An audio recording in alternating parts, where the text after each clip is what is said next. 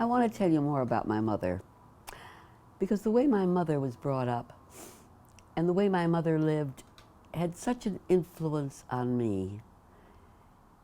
To this day, my mother has been gone more than 30 years, but to this day, she influences me all the time.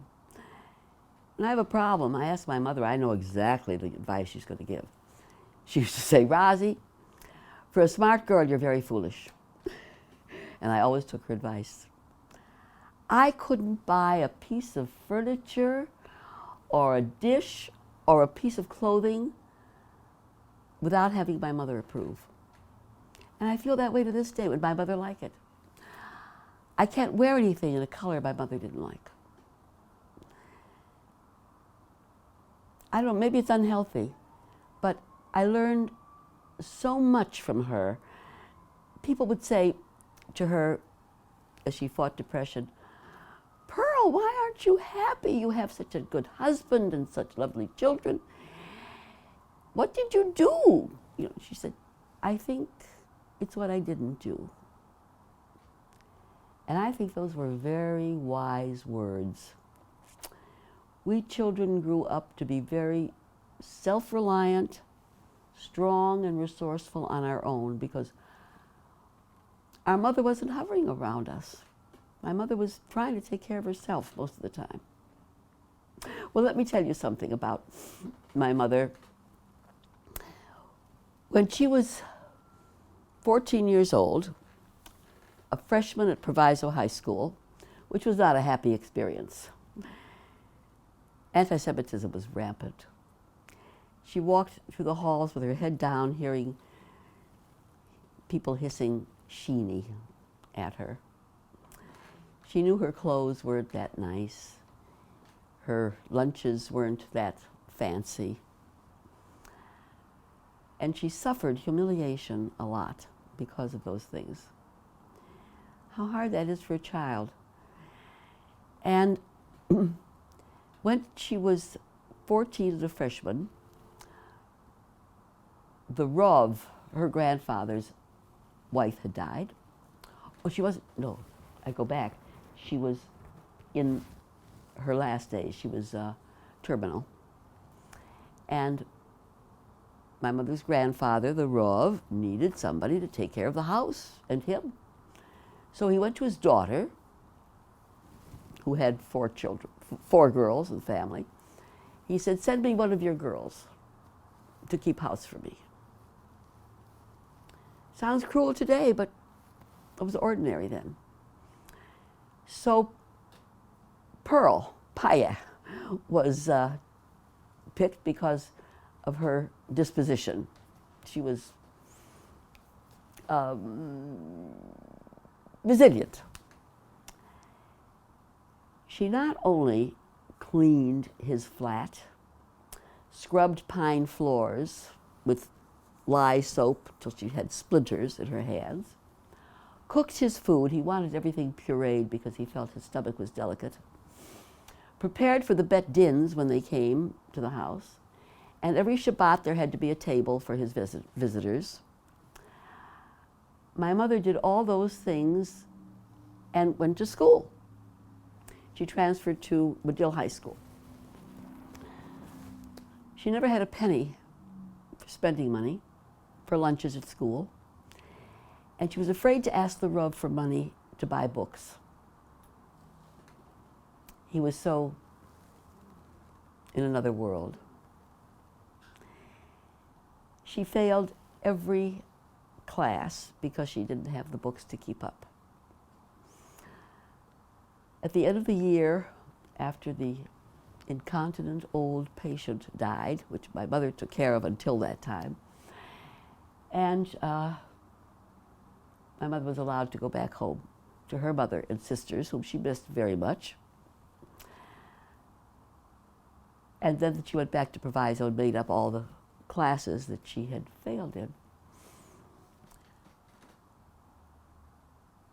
To me, it's a remarkable journey for a teenager to go through. Well, the age of dating started, and the train that came to Maywood didn't run after 10 o'clock at night. Well, this was a serious hazard, because if you had a date and you went to the places in Chicago where the Jewish kids gathered, the dances, the Douglas Park Auditorium, the Yiddish theaters, what would you do? Fortunately, my mother and her sisters had cousins who lived on the West Side, and the boy cousins had boyfriends, and they would party with my mother and her sisters, so there were many dates were made in those days, and they managed to have a very good time. My mother and her younger sister, Esther, became very, very close. They were the two youngest, and I can see now why there was such a cultural difference between my mother and her sister and the older sisters. The older sisters came when they were preteens and teenagers, and they never lost their accent, and they never went to high school like Esther and Pearl did. Tilly, her name was Tybell, a little dove. They gave her the name Tilly in America.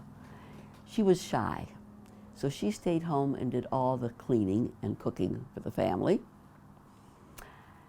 Annie never went beyond 6th grade, and she had a little job at the can factory for a while. Mary was a seamstress, the one who worked in the sweatshops, but she worked at home. So Esther and Pearl became worldly. And my mother took courses in high school that trained her to be a stenographer, which was the highest career a woman could aspire to. And when she went for her first job, the want ad said, Gentiles preferred. Well, my mother thought she was going to brazen it out. And she goes in for the interview, and this nice Mr. Hickok said, after he interviewed her for her skills, he said, and what religion are you? And she said, Christian. And he said, of what denomination? My mother got stuck. She didn't know there were denominations. She blushed, beet red. And of course he knew that's probably why he asked her the question. And he said, that's all right, Miss Sif.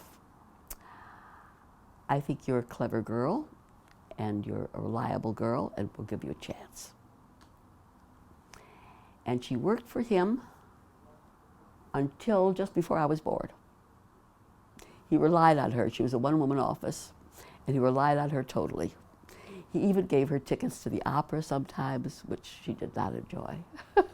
She took Esther. They didn't have a good time. But she had to prove herself, and she did. My mother met my father at a tea dance. In those days, this was the 20s, everybody worked on Saturday until noon.